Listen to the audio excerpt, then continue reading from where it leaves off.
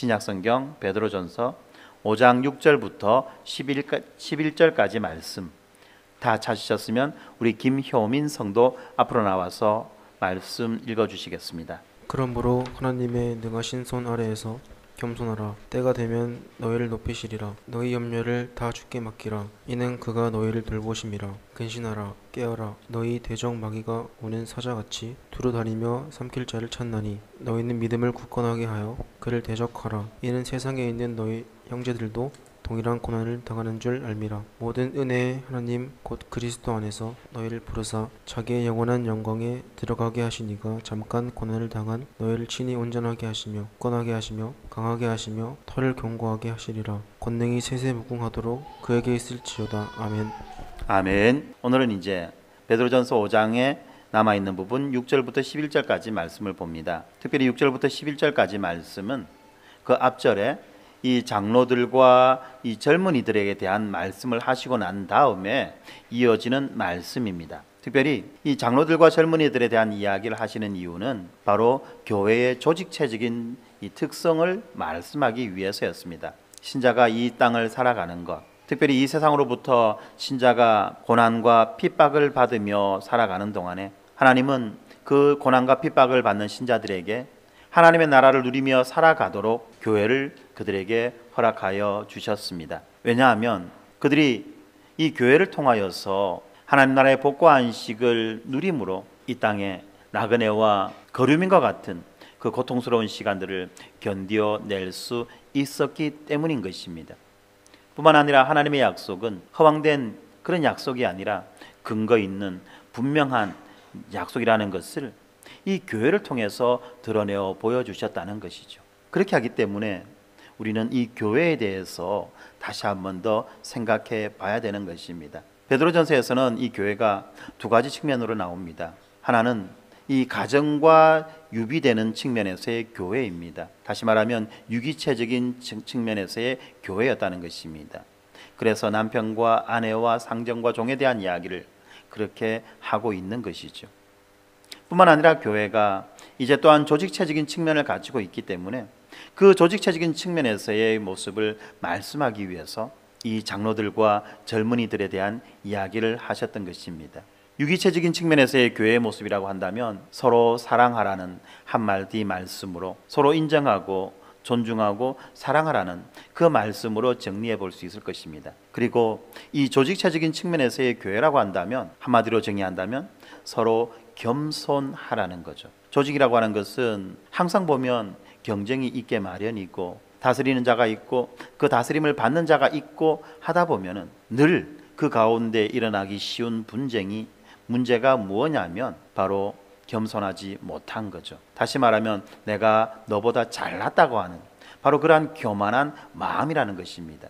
장로가 권세로서 윽박지르는 자가 아니라 장로가 겸손함으로 순종하고 섬기는 자 직분이라는 것을 우리가 지난 시간에 배웠고 뿐만 아니라 그러한 장로들의 다스림을 받는 젊은이들이 또한 겸손함으로 장로들의 그 다스림에 순종하며 나아간다는 것을 우리는 지난 시간에 살펴보았습니다. 바로 그것이죠. 조직체적인 측면에서의 교회라고 하는 것은 늘 이 겸손이라는 것을 전제로 해야만 비로소 설명이 되어지는 것이고 구별이 되어지는 것입니다. 오늘 본문은 이 지난주에 이어서 이 장로들과 젊은이들이 겸손하게 서로를 섬기고 순종해야 되는 이유를 이렇게 말씀하고 있습니다. 바로 전능하신 하나님이 너희를 교회되게 하셨고 전능하신 그 하나님이 너희를 이끌어 가신다. 바로 그 이유 때문에 우리는 서로에게 겸손해야만 하는 것입니다. 베드로전서 5장 6절에 보면 그러므로 하나님의 능하신 손 아래에서 겸손하라. 때가 되면 너희를 높이시리라. 7절에 너희 염려를 다 주께 맡기라. 이는 그가 너희를 돌보심이라 라고 말씀하고 있죠. 그러므로 장로들에게 말씀하고 그리고 젊은이들에게 말씀하고 난 다음에 이어지는 그러므로이죠. 왜 장로들이 그 겸손함으로 다스려야 되는지, 왜 젊은이들이 겸손함으로 순종해야 되는지에 대한 말씀을 하시고 난 다음에 다시 한 번 더 뭐라고 말하느냐? 하나님의 능하신 손 아래에서 겸손하라. 다시 말하면 교회가 이 조직체적인 특성을 가지고 살아가는 그것도 또한 무엇을 인식해야 되느냐? 하나님의 전능하신 손 아래에 있다는 것을 인식해야 한다는 것입니다. 특별히 오늘 우리가 보았던 본문 6절부터 11절까지는 하나님의 전능하심에서 시작하고 또한 하나님의 전능하심에서 맞춰지는 그런 본문입니다. 6절에 보면 그러므로 하나님의 전능하신 손 아래에서 겸손하라. 마지막 11절에 보면 권능이 세세 무궁하도록 그에게 있을지어다. 아멘. 이렇게 말하면서 시작과 끝을 하나님의 전능하심으로 연결해 나아가고 있는 것이죠. 다시 말하면 이 본문 전체는 전능하신 하나님이 지금 너희를 다스리신다는 것을 전제하고 있다는 것입니다. 바로 그 전능하신 하나님의 손 아래에서 겸손하라는 겁니다. 왜 이런 말을 하느냐? 조직체 안에서는 겸손하기가 어렵다는 거예요. 왜냐하면 높아지려고 하는 것이 인간의 본성이기 때문에 그렇다는 것입니다. 인간은 누구나 높아지려고 합니다. 그건 타고난 본성이에요. 첫사람 아담도 그 높아지려고 하는 그것 때문에 하나님 앞에 범죄하였잖아요. 그리고 난 다음에 그 이후로 아담에게 속한 모든 자들은 이 높아지려고 하는 것 바로 그러한 본성을 타고났다는 것입니다. 그런데 성경은 말합니다. 너희들이 지금 누구 앞에 있느냐? 전능하신 하나님 앞에 있다. 전능하신 하나님이 너희를 다스리신다. 그러므로 너희는 겸손하라. 그렇게 되면 하나님이 너희를 높여주신다는 것입니다. 너희 스스로가 높아지려고 하는 것이 아니라 하나님에 의해서 높아지려고 해야만 한다는 것입니다. 그러면서 7절에 보면 이렇게 말합니다. 너희 염려를 다 주께 맡기라. 이는 그가 너희를 돌보심이라. 앞에서는 겸손하라고 말했는데 이어지는 말에서 갑자기 염려를 말하고 있어요. 왜 이렇게 갑자기 염려를 말하느냐? 이것은 바로 이 염려가 겸손하게 하지 못하는 중요한 원인 가운데 하나라는 것입니다. 겸손하지 못한 것, 다시 말하면 이 교만함이라고 하는 것은요, 다양한 측면에서 나타나요. 가장 노골적이고 직접적인 교만은 뭡니까? 나는 너보다 잘났어. 그래, 나 원래 잘난 사람이야. 약간 공주병, 왕자병. 이런 것이 이제 노골적이고 직설적인 교만이라고 말할 수 있겠죠. 그런데 은밀한 교만이 있어요. 그 교만이 무엇이냐면 전능하신 하나님을 신뢰하지 않고 자기의 생각, 자기의 꾀, 자기의 방법을 신뢰하는 것입니다. 하나님이 전능하신데 그 전능하신 하나님보다 더 전능한 자인 것처럼 자신을 인식하고 그리고 자기의 힘과 자기의 꾀와 자기의 능력으로 자기 인생의 문제들을 해결해 나가려고 하는 것, 바로 그것이 이 염려라는 것에서부터 시작된다는 것입니다. 사람이 한번 염려에 빠지기 시작하면요, 아무것도 안 보여요. 오직 그 문제만 보이고 그리고 그 문제 앞에 서 있는 자기 자신만 보여지는 것입니다. 하나님을 상실해버려요. 하나님을 상실해버리는 거죠. 바로 이러한 측면에서 하나님을 인정하지 않는 것, 그리고 하나님 대신에 자기의 꾀, 자기의 능력, 자기의 계획을 붙잡고 있는 것, 이것이 교만이라는 것입니다. 또 다르게 표현하면 이것이 불신이라고 말할 수도 있겠죠. 왜 사람이 믿지 않느냐? 교만하기 때문에 믿지 않는 거예요. 방법이 있다는 거예요. 나는 나의 방법이 있어. 굳이 하나님이 제공하시고 하나님이 제시하시는 그 방식과 그 방법이 아니라 할지라도 나는 빠져나갈 구멍이 있고 살아갈 방법이 있어 라고 하는 것이 바로 하나님을 믿지 않는 불신이며 또한 동시에 하나님을 신뢰하지 않는 교만이라는 것입니다. 바로 그러한 이유 때문에 앞에서 겸손에 대한 이야기를 하며 이어지는 말씀에서 염려에 대한 말씀을 하시는 것입니다. 사랑하는 성도 여러분, 여러분은 무엇으로 염려하십니까? 그리고 그렇게 하는 염려가 여러분들의 마음을 또 여러분의 생각을 차지할 때에 여러분들은 그 염려를 어떻게 대하십니까? 주님께 맡기십니까? 아니면 스스로가 그 염려의 짐을 지고 인생의 그 비탈길을 걸어 오르려고 그렇게 애를 쓰십니까? 성경은 분명히 말합니다. 수고하고 무거운 짐진 자들아 다 내게로 오라. 내가 너희를 쉬게 하리라.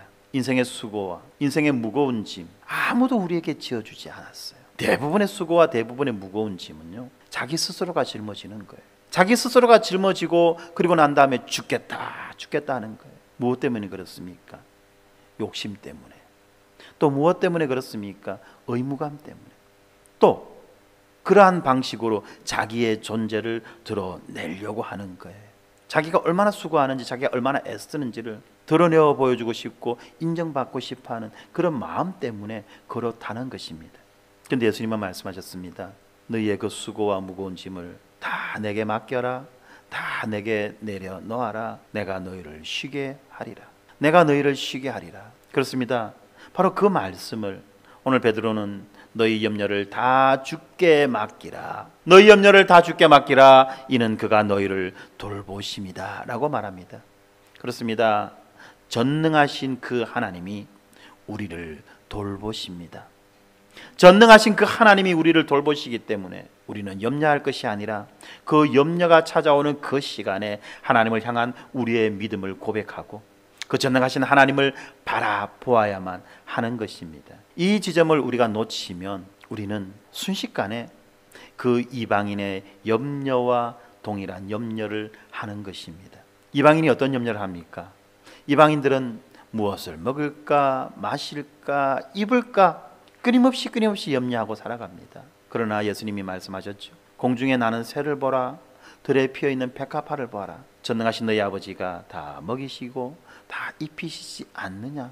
전능하신 너희 아버지가 다 먹이시고 입히시지 않느냐? 그러므로 온전히 하나님을 신뢰하라.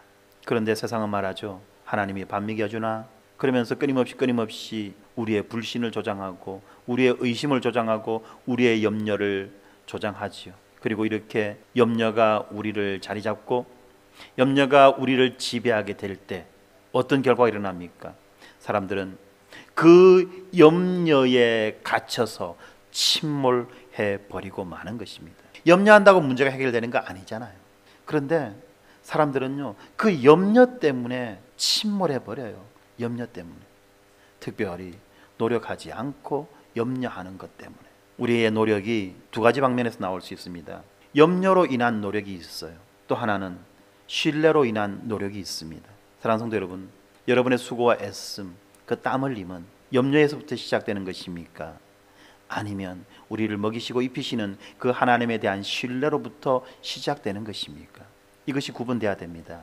이것이 구분되지 않으면 우리의 인생의 결과는 하늘과 땅만큼의 차이가 나는 것입니다.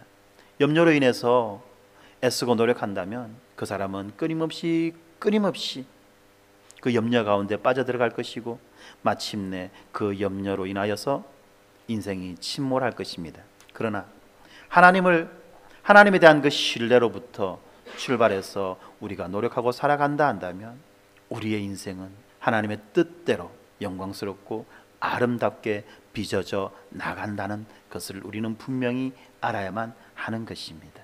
바로 그것 때문에 이어지는 부분 8절에서 이렇게 말합니다. 근신하라 깨어라. 근신하라 깨어라.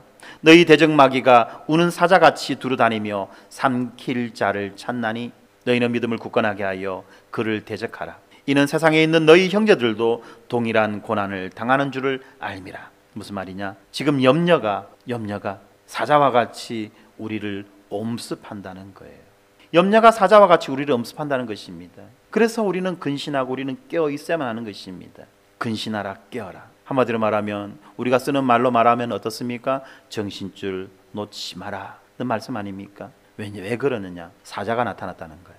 사자가 앞에서 장로와 젊은이들에게 말씀하실 때는 양떼를 비유로서 말씀하셨지요. 오늘은 사자가 등장했습니다. 사자가 나타났습니다. 짐승떼들 어떻게 합니까?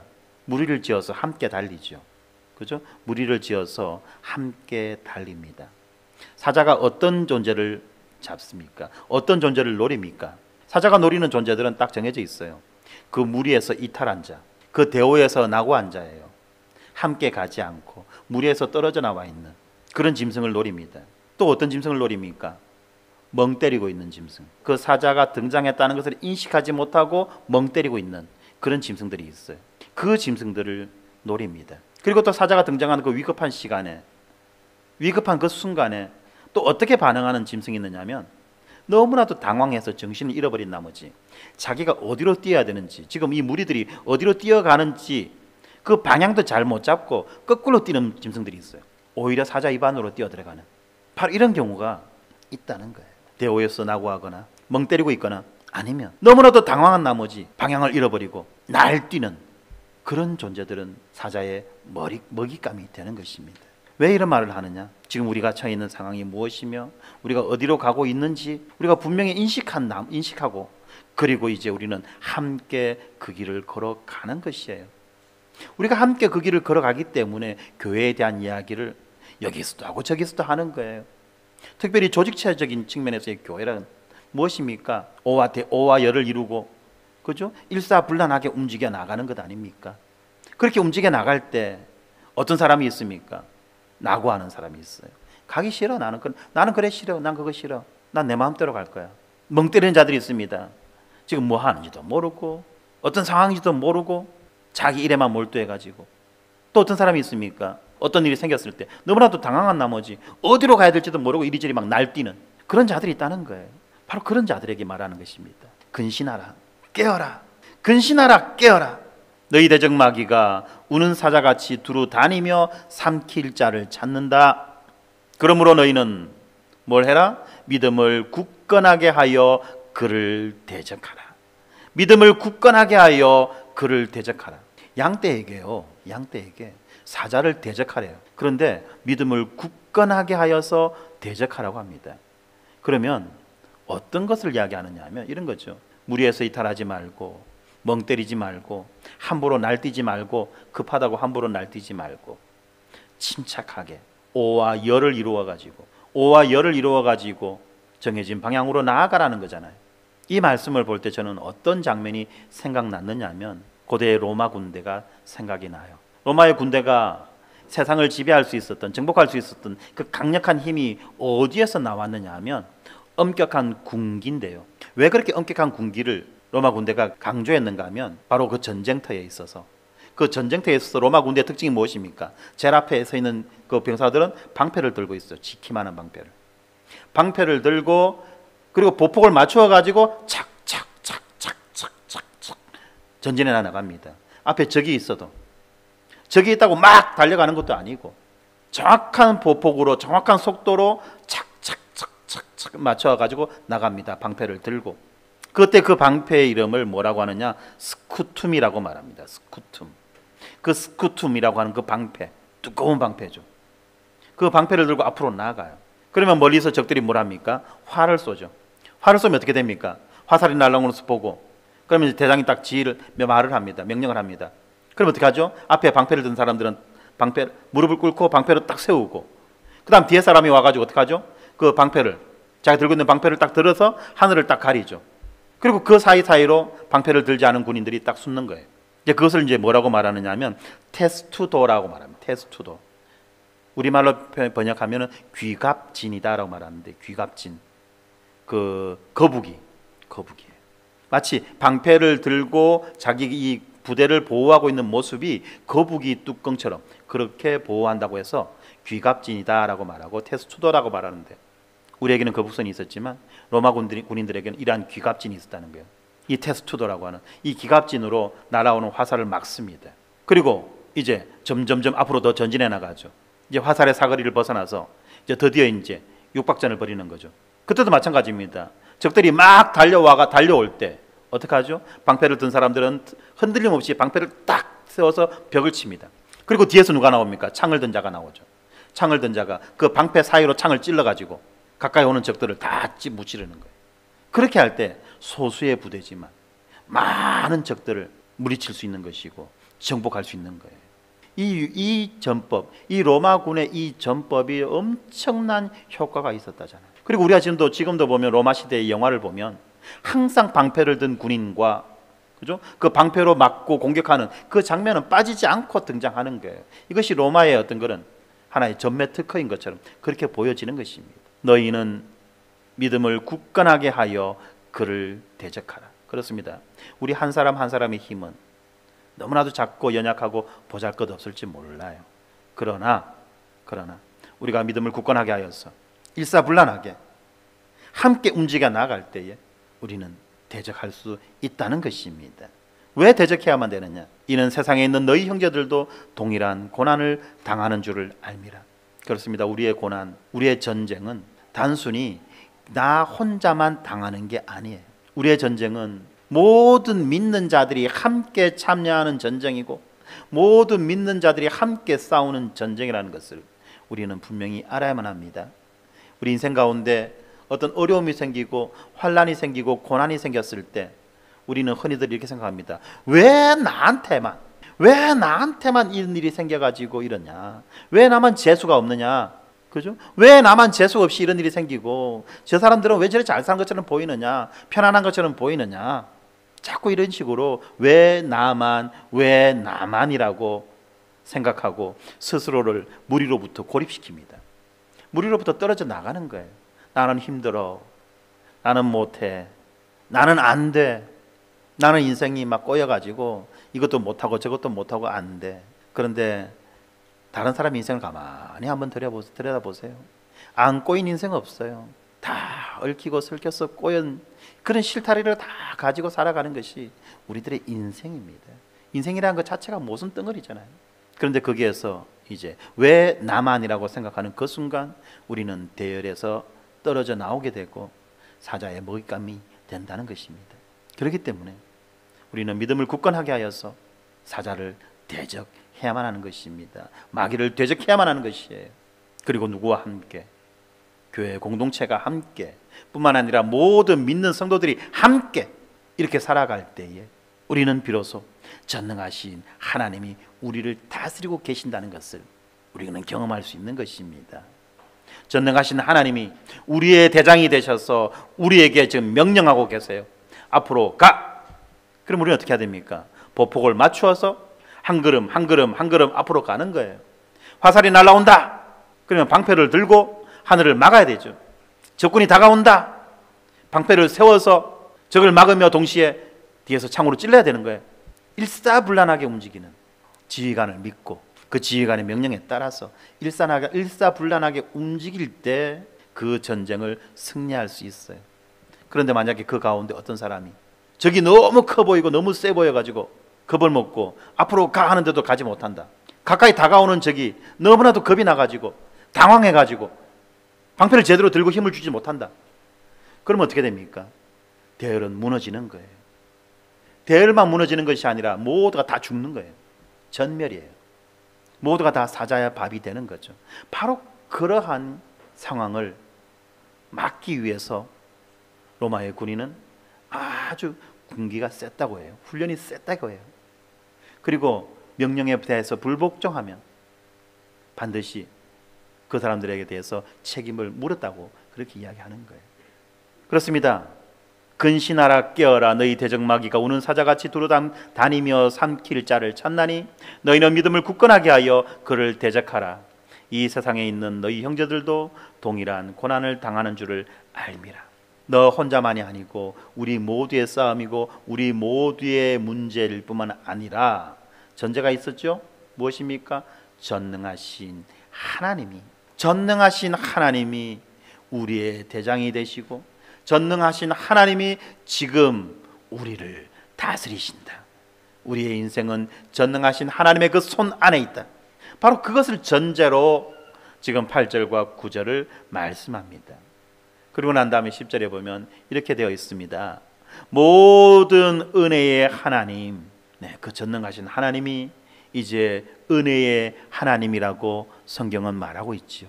그런데 그 은혜도 어떤 은혜입니까? 모든 은혜. 모든이라고 하는 것은 빠지는 것 하나 없는 것을 모든이라고 하죠. 모든 은혜입니다. 빠지는 것 하나 없는 모든 은혜의 하나님입니다. 그리고 그 하나님이 또 어떤 분이라고 말하느냐 하면 그리스도 안에서 너희를 부르사 자기의 영원한 영광에 들어가게 하신 이다 라고 말하죠. 네, 그리스도 안에서 우리를 부르신 하나님, 그리고 우리로 하여금 자기의 영원한 영광에 들어가게 하신 하나님이 은혜의 하나님이며 또한 전능의 하나님이라는 거예요. 전능의 하나님. 여러분들, 이 전능의 하나님이 어떤 의미입니까? 전능하시다. 영어로 말하면 Almighty. 뭐죠? 불가능이 없다는 거예요. 모든 것을 다 하실 수 있다는 거예요. 근데 여러분들, 만약에 어떤 존재가 전능하기만 하다 하면은 이거는 정말 무서운 자예요. 약간 악한 마음을 가지고 있다면, 악한 마음을 가진 전능한 자, 이거라면 끝나는 거예요. 이거는. 어떤 사람들은 하나님에 대해서 이렇게 생각한다는 거죠. 하나님의 전능하심을 생각할 때 하나님은 그냥 이상한 전능하신 하나님이다 라고 생각하는 사람들이 있다는 거예요. 그래서 하나님을 신뢰하지 못한다는 거죠. 왜 우리가 하나님을 신뢰할 수 있느냐? 그 전능하신 하나님이 성경의 표현대로 말하면 은혜의 하나님이라는 거예요. 그 전능하신 하나님이 은혜의 하나님이기 때문에 우리는 그를 신뢰해야만 한다는 것입니다. 또 다르게 표현해 볼까요? 전능하신 하나님이 우리를 향한 선한 의도를 가지고 계시고요, 뿐만 아니라 선한 목적을 가지고 계세요.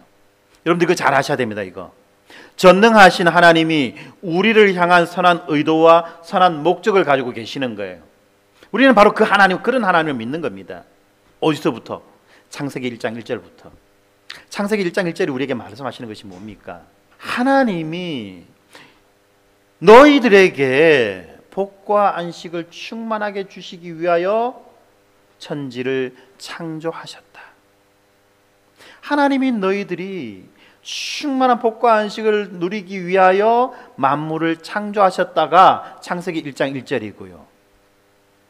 그리스도의 세계다, 예수 그리스도의 복음이다라고 하는 이 복음서에 나와 있는 시작이 무엇이냐면, 그 하나님이 너희들이 잘못해가지고 스스로 고통 가운데 빠져들어간 너희들을 구원하고 건지시기 위하여 우리 가운데 오셨다.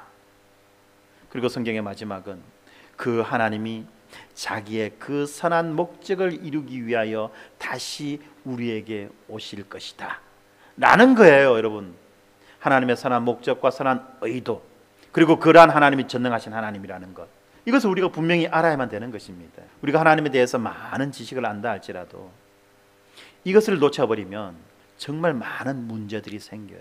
사랑하는 성도 여러분, 하나님은 전능하시며 또한 은혜의 하나님이십니다.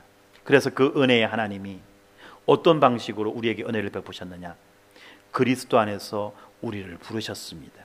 무슨 말입니까? 그리스도 안에서 우리를 부르셨다는 이 말이, 우리는 하나님의 그 부르심에 응답할 수 없는 자였습니다.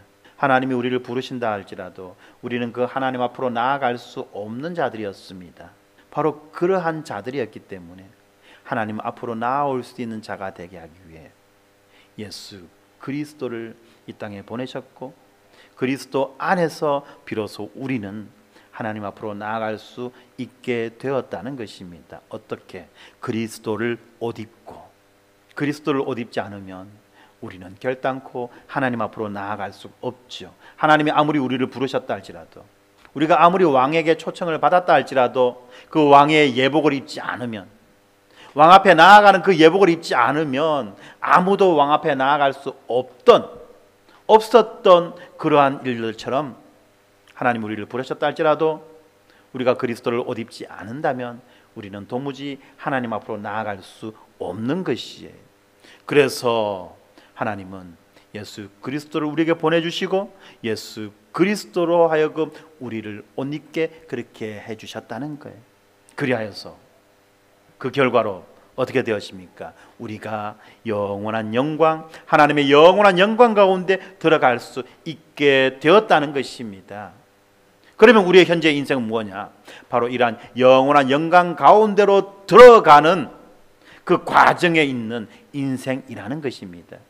바로 이러한 방식으로 우리 인생의 좌표를 발견하고 이해하고 해석할 수 있을 때 우리의 일상이 비로소 의미와 가치를 드러낼 수 있는 것이며, 우리가 살아가는 매일의 그 삶이 비로소 보람 있는 그러한 삶이 되어진다는 것입니다. 우리가 하루를 살면 하루를 사는 만큼 더 죄를 짓고 살아가는, 하나님으로부터 더 멀어져가는 그런 인생으로 살아가는 것이 아니라, 우리가 하루를 살 때 예수 그리스도를 옷 입음으로 하나님의 영광 가운데 한 걸음 더 들어가게 되어져. 하나님이 주시는 복과 안식을 하루라도 더 많이 누리게 되어지는, 그래서 더 큰 영광과 더 큰 소망을 우리가 사모하고 기대하며 살아갈 수 있게 되는, 바로 그러한 우리의 일상이 되어야만 한다는 것입니다.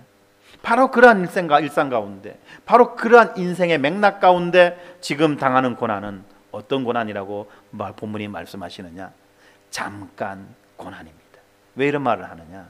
우리가 고난 당할 때 나만 당하는 고난이라고 생각하고, 우리가 고난을 당할 때 그 고난이 영원한 고난인 것처럼 그렇게 느껴지기 때문에 성경은 우리에게 말씀하는 것입니다. 그 고난 잠깐이다. 그 고난 잠깐이다. 우리 고3 수험생이 있는데 고3 1년 동안 어떻게 살아야 되느냐, 어떻게 공부하고 어떻게 빡시게 내가 그 견뎌낼 수 있을까?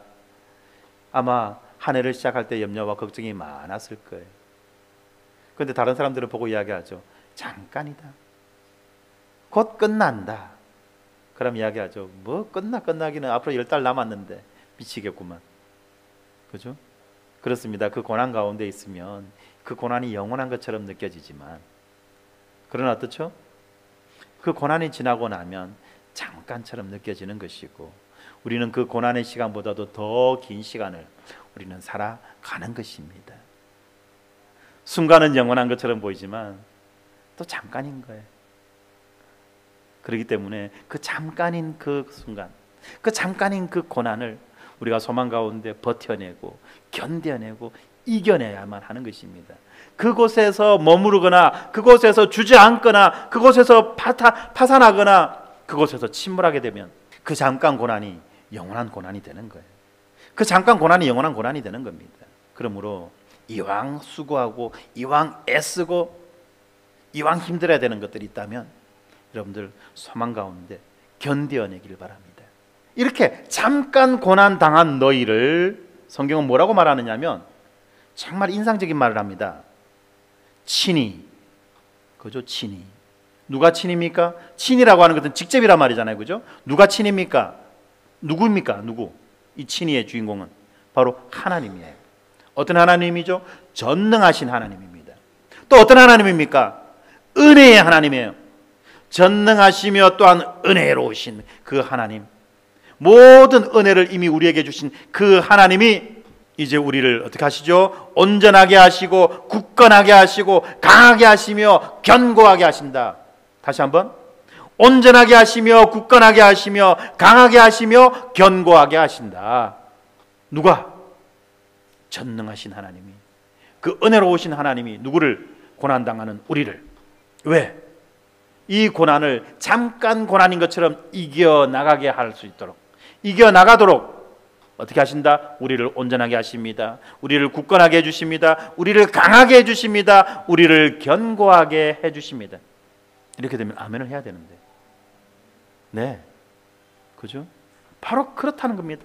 하나님이 우리를 온전하게 해주시고 굳건하게 해주시고 강하게 해주시고 견고하게 해주셔서 그 고난의 순간을, 그 고통의 순간을 견뎌낼 수 있도록 하신다는 거예요. 못 믿겠죠? 그죠? 못 믿겠죠? 믿어야 돼요. 믿어야 됩니다. 왜요? 하나님은 전능하신 분이잖아요. 은혜로우신 분이잖아요. 하나님의 그 목적과 의도가 다 선한 거예요.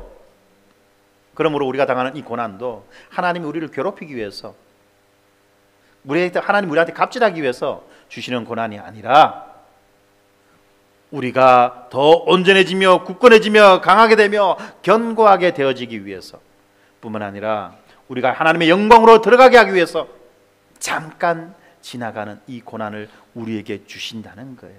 잠깐 지나가는 이 고난을 우리에게 주신다는 것입니다. 여러분들 아십니까? 고난이 크면 영광도 큰 거예요. 고난이 크면 영광도 큰 거예요.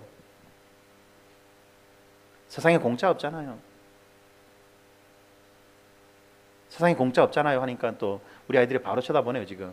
그죠? 은혜는 공짜입니다. 맞아요. 은혜는 공짜예요. 근데 은혜는 공짜지만 그 은혜를 받고 누리고 즐거워하게 하기 위해서는 우리가 그 은혜의 출처가 어딘지를 알아야 되죠. 그냥 공짜네, 좋네, 끝났네 하면은 그냥 단세포잖아요. 우리는 제대로 은혜를 알고 제대로 받고 제대로 누리고 제대로 기뻐할 수 있는 그런 존재가 되어야만 하는 것입니다.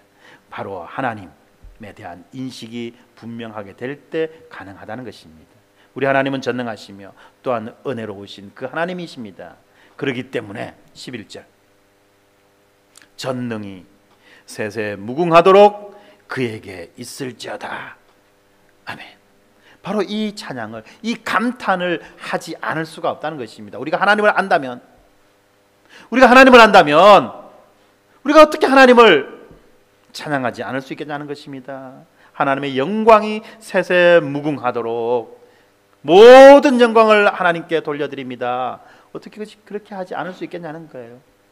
사랑하는 성도 여러분, 우리가 소요리 문답을 통해서 인생의 제일 된 목적을 배웠습니다. 인생의 제일 된 목적이 무엇입니까? 하나님을 영화롭게 하고 영원토록 그를 즐거워하는 것입니다. 그렇습니다. 우리 인생의 제일 된 목적은 하나님의 영광을 드러내며 나타내며 살아가는 것입니다. 어떤 방식으로? 겸손의 방식으로. 우리가 겸손하게 살아가고 우리가 서로 사랑하며 살아가고 우리가 인내하며 살아가는 것이 하나님의 영광을 드러내는 거라는 것을 우리는 알아야 돼요. 로또 당첨되고 좋은 대학 들어가고 좋은 집 사고 좋은 직장 들어가서 출세하는 것이 하나님의 영광을 드러내는 것이 아니에요. 성경은 결코 그렇게 말하지 않아요. 하나님의 은혜를 입은 자들이 그렇게 될 수는 있을지 몰라도 그런 방식으로 하나님의 영광을 드러내는 것은 아니에요.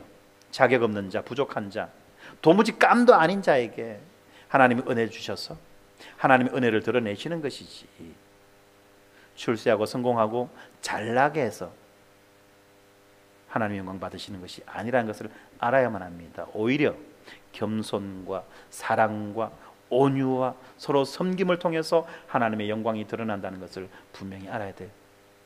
바로 그것 때문에 우리는 어떻게 해야 됩니까? 정신줄 놓으면 안 되는 거예요. 정신 차려야 되는 겁니다. 근신하고 있어야 돼요. 깨어 있어야 돼요. 깨어 있지 않는 순간 내 입에서 욕이 튀어나오고, 깨어 있지 않는 그 순간 내 손이 올라가고, 깨어 있지 않는 그 순간 내 마음에 원망과 저주가 싹이 트는 거예요.